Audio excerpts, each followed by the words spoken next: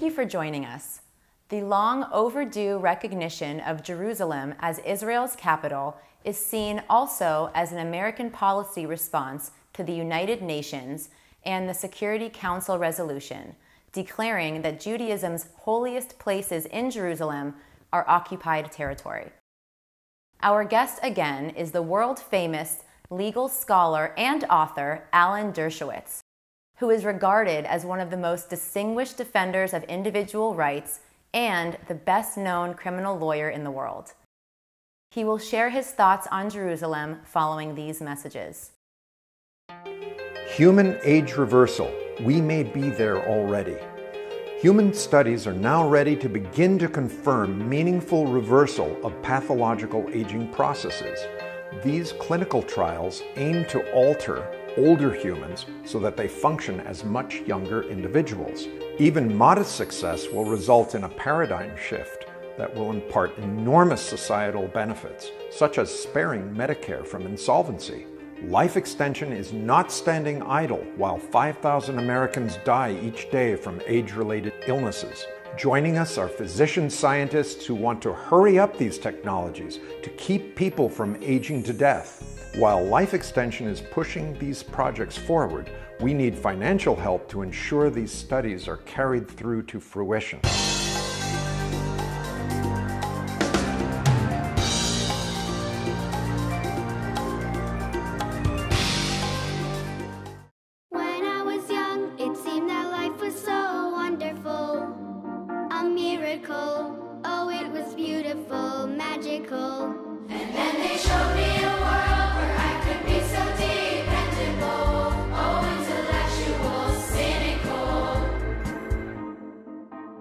Find magic again. Sprout by HP. With Intel RealSense technology inside, now you can bend the rules of creativity outside.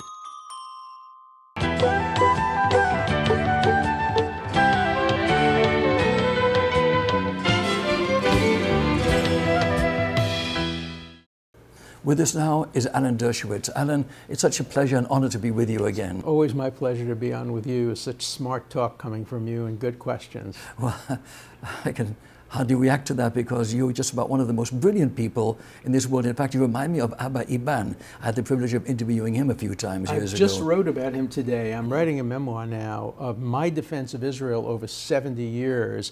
And I just quoted Abba Iban at the end of the 1967 war when he said, "This is the first time that the losers are demanding unconditional surrender and the winners are suing for peace," because Israel accepted everything in the Arabs just went on and said, "We'll never accept anything except the destruction of Israel." Abba Iban was a phenomenal guy. I really used him as a role model as a young man. I first saw him in 1947 on television when I was 9 years old. Absolutely brilliant. Another resource underutilized, unfortunately. Speaking of Jerusalem, I see you have a bottle of wine from Jerusalem. I love Jerusalem. You know, I love Israeli wine now.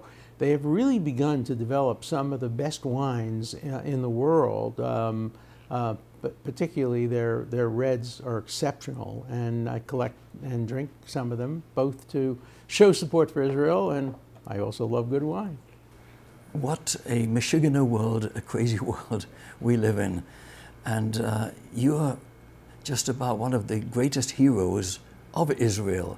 Whether people on the right or left like it or not, it's just a fact. You wrote these books, A Case for Israel. In fact, a new book, Trumped Up.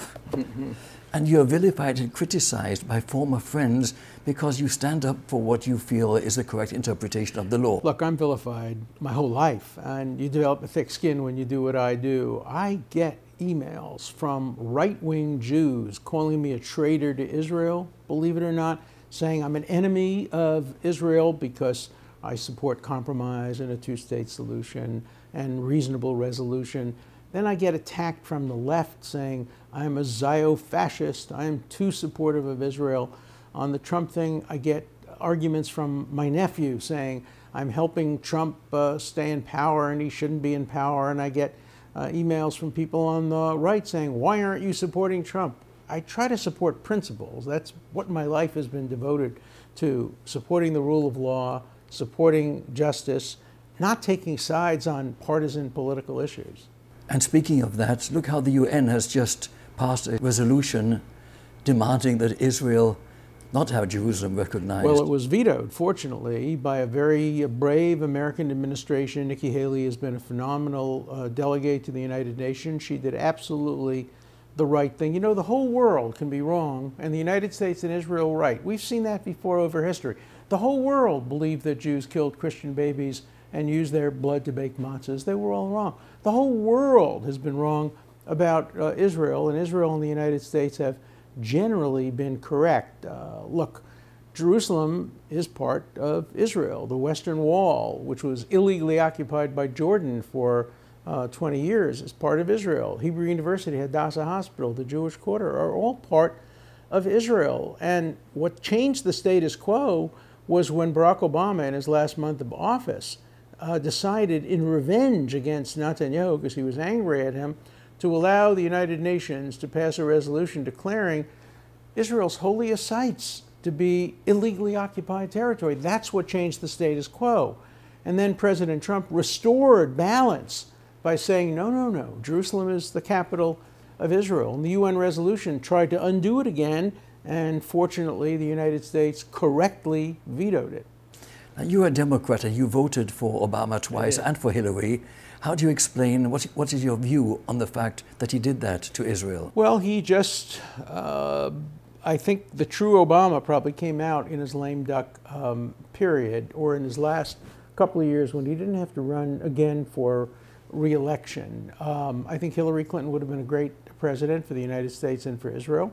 I'm proud of having voted for Barack Obama the first time. My second vote, I now question. Interesting.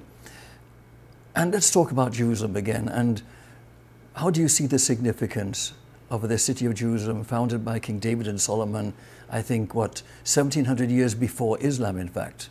Yeah, look, Jerusalem will always remain part of Israel. It will be a united Jerusalem. We'll never see the kind of barbed wires that we saw ugly running through. We'll never see the situation where my cousins, who lived on the border, had to have steel windows because Jordanian snipers were shooting into their living room trying to kill their children.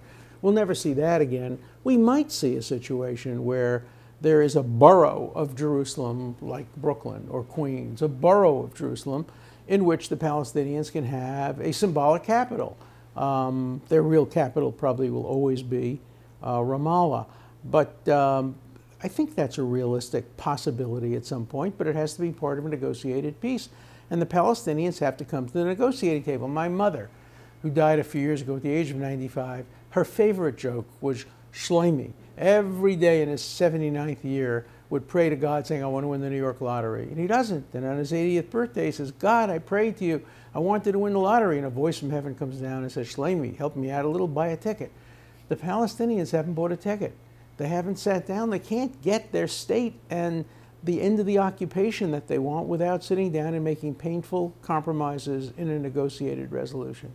Would Islamic terrorism continue if Israel were wiped out? Yes, of course. Islamic terrorism primarily has had Muslim victims. There have been too many Jewish victims, of course, but most of the victims have been Muslim victims. Most of the wars have not been directed against Israel. Israel is an excuse. Israel's a way for Sunni leaders basically to avoid fighting among themselves or fighting with Shia leaders and saying, let's put all the attention on Israel. That's been true from the very beginning in 1948. So actually, it's an excuse, and Israel, the resurrected state, is just really nothing more than that, a pretext. And today we're seeing some of the Sunni states really having closer, below the surface, relationships with Israel, the Gulf states, Jordan, Egypt. I wouldn't be surprised if we saw Lebanon in the next generation move a little bit more closely and try to get rid of Hezbollah, which is an Iranian subsidiary. We're seeing a lot of changes in the Middle East, and I think the changes are mostly for the better. I do think this is an appropriate time for Israel to try to really sit down and make a generous peace offer consistent with its security. It should never compromise its security, but a generous offer to the Palestinians to try to resolve this old issue Palestinians are wonderful people. I know a lot of them, and they are very innovative, very entrepreneurial. And I do think if Israel made peace with the Palestinians, we'd see a peace dividend that really could help the world. I have a friend who now runs a hedge fund that only invests in Israeli and Palestinian joint startups, and it's been doing very well. I would hope we could see some resolution, but without any compromise to Israel's security. Inspiring cooperation, for example, the Arabah Institute in the Negev, where students from Arab countries and Jews together are studying intelligence solutions. But, you know, the BDS movement says, no, they don't tolerate any of that. You can't have any cooperation. Even children going to a summer camp. No, no, no, that's impossible. You can't have debates. You can't have concerts. You can't have anything between Israelis and the Palestinians. That's what's so horrible about the BDS movement. It's anti-intellectual, it's anti-peace, it's anti the two-state solution. I have a new book coming out called The Case Against BDS. And it's mostly aimed at college students, but it would be, I think, a good read for anybody. I'd like to ask you how you see the excessive outrage that so many people express in this country against you, against others. The extent of the hypocrisy is incredible. Well, we live at a time of tremendous division. President Trump hasn't helped that. Hillary Clinton probably didn't help that.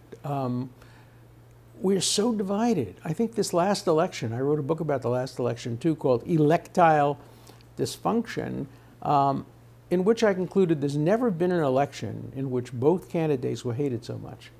This was not an election about who you're for, it was more of an election about who you're against. And I think we're seeing that in America today, in Congress, in the media.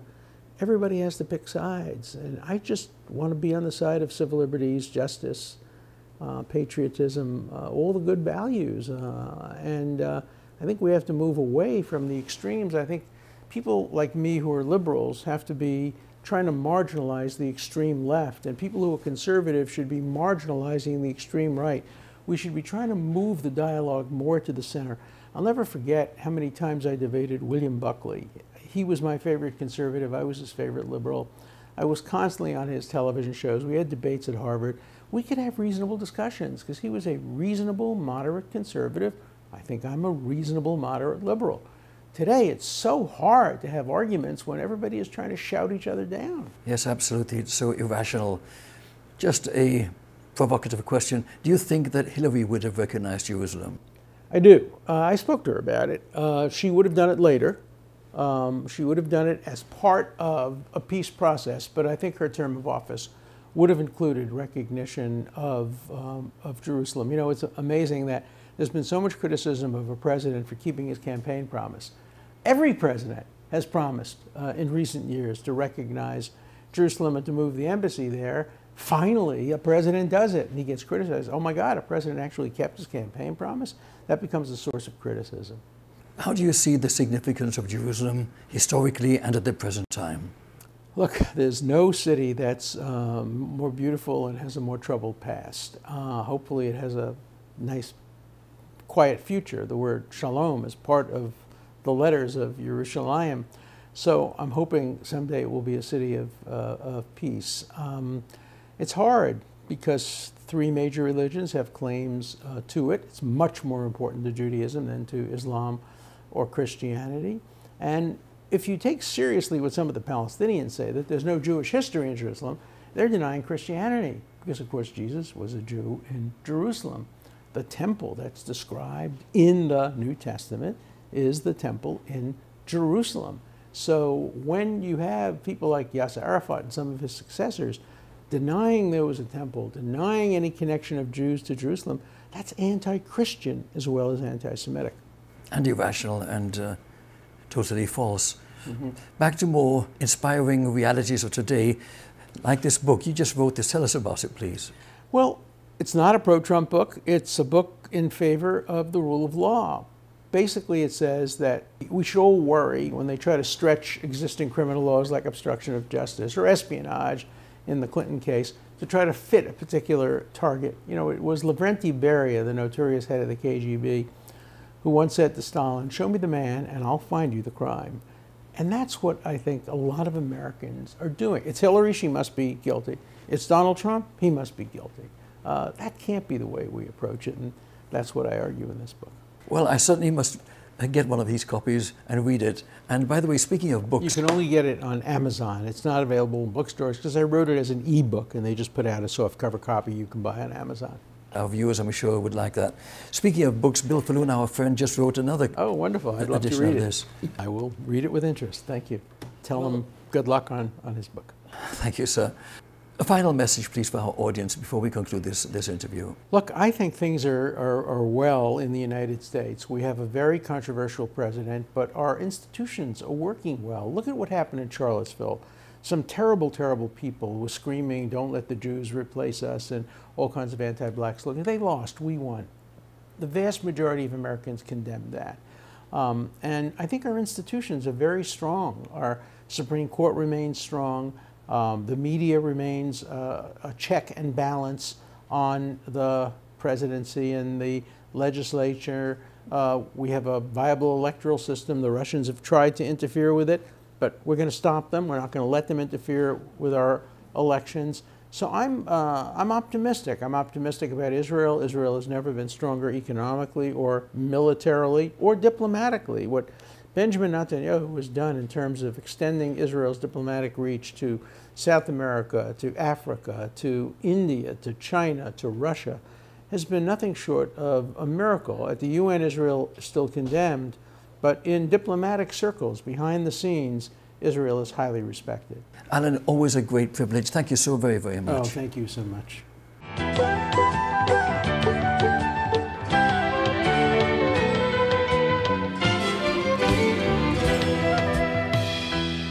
To the representative of the United States.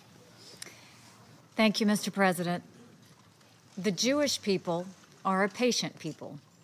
Throughout 3,000 years of civilization, foreign conquest, exile, and return, Jerusalem has remained their spiritual home.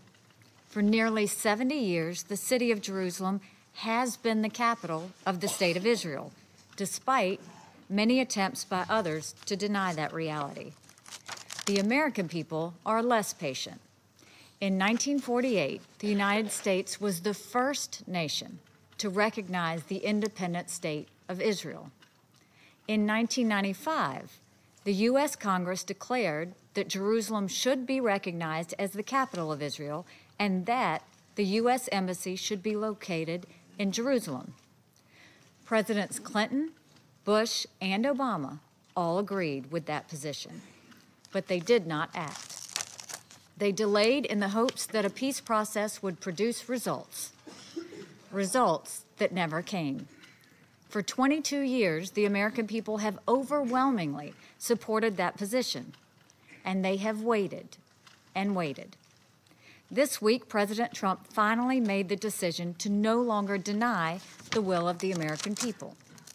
It's important to be clear about exactly what the president's decision does. The president has announced that the United States recognizes the obvious, that Jerusalem is the capital of Israel. He has also instructed the State Department to begin the process of relocating the U.S. Embassy from Tel Aviv to Jerusalem. That is what the president has done, and this is what he has not done. The United States has not taken a position on boundaries or borders. The specific dimensions of sovereignty over Jerusalem are still to be decided by the Israelis and the Palestinians in negotiations. The United States has not advocated changing any of the arrangements at the Temple Mount Harim al-Sharif. The president specifically called for maintaining the status quo at the holy sites. Finally, and critically, the United States is not predetermining final status issues. We remain committed to achieving a lasting peace agreement. We support a two-state solution if agreed to by the parties. Those are the facts of what was said and done this week. Now there are a few more points that are central to the discussion of this issue. Israel, like all nations, has the right to determine its capital city. Jerusalem is the home of Israel's parliament, president, prime minister, Supreme Court, and many of its ministries. It is simple common sense that foreign embassies be located there. In virtually every country in the world, U.S. embassies are located in the host country's capital city. Israel should be no different. The United States took this step in full knowledge that it will raise questions and concerns. Our actions are intended to help advance the cause of peace. We must recognize that peace is advanced, not set back, when all parties are honest with each other. Our actions reflected an honest assessment of reality. I understand the concern members have in calling this session. Change is hard, but we should never doubt what the truth can do. We should never doubt that when we face the truth, believe in the human spirit, and encourage each other, that peace can happen. To those who have good faith concerns about the future of peace between the Israelis and the Palestinians, let me again assure you that the President and this administration remain committed to the peace process. To those who do not act in good faith, to any person, leader, country, or terrorist group that uses this week's decision as a pretext for violence, you are only showing yourselves to be unfit partners of peace. Finally, I will not let this moment pass without a comment about the United Nations itself. Over many years, the United Nations has outrageously been of the world's foremost centers of hostility towards Israel. The UN has done much more damage to the prospects for Middle East peace than to advance them. We will not be a party to that.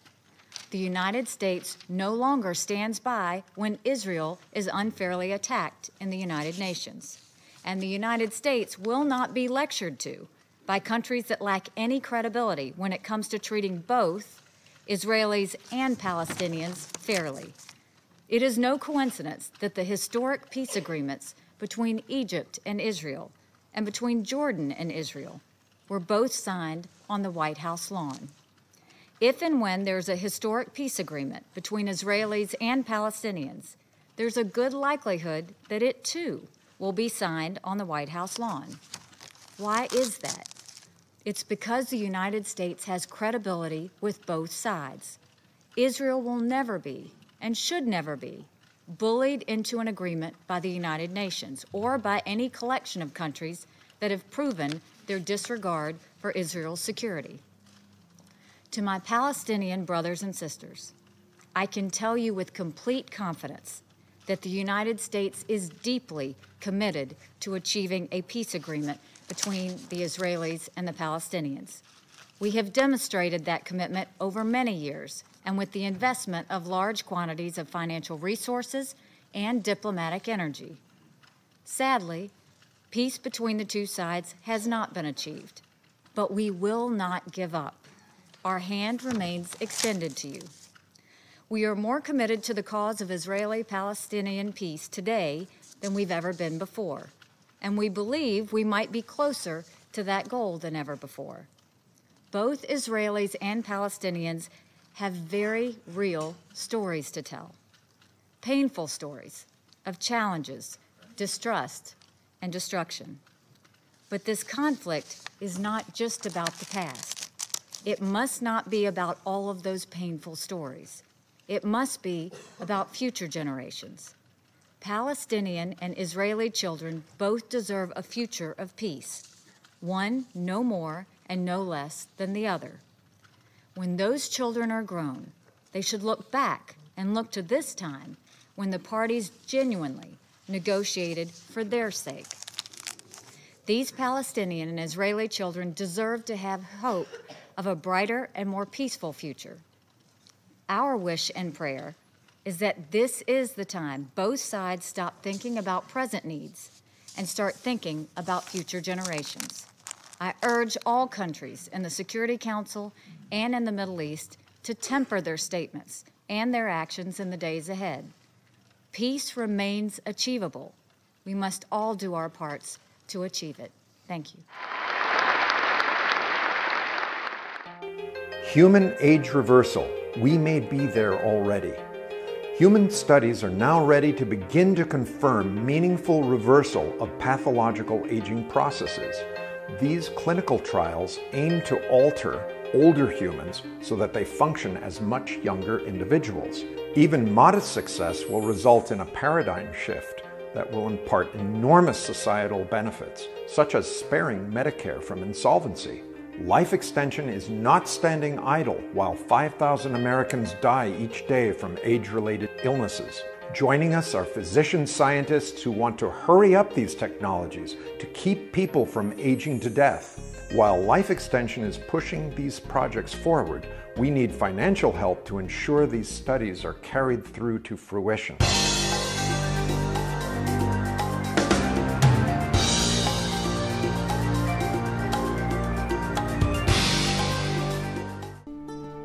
Anywhere else, this would be a vacation on the Mediterranean. But here, it's also a journey into history. From modern Tel Aviv to the ancient cities of Herod, the Romans, the Crusaders. The history of Israel lives in all of us. Come find the Israel in you. Life Extension Foundation was established in 1977 and is now the world's largest consumer-based anti-aging organization. Life-saving achievements taken for granted today were pioneered by Life Extension Foundation decades ago. Life Extension is currently funding $10 million a year in research on significantly extending a healthy human lifespan.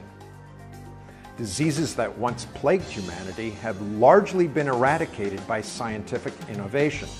3 leading causes of death in 1900 are no longer leading killers today. Smallpox killed millions before it was eliminated in 1979. Life Extension funds research to fight biological aging so that it also will become a relic of the past. Carrier asks, what does comfort mean to you? Is it a cool breeze on a scorching day? Or a cozy corner on a cold night? That every room of the house is as inviting as the next. And the air is fresh and clean for everyone. That humidity is where it belongs. At Carrier, comfort means more than just the temperature. And the people who invented modern air conditioning keep inventing new ways to make you comfortable, however you define it. This brings us to the end of our special show for today. I'm Maya Brandt, and thank you for being with us.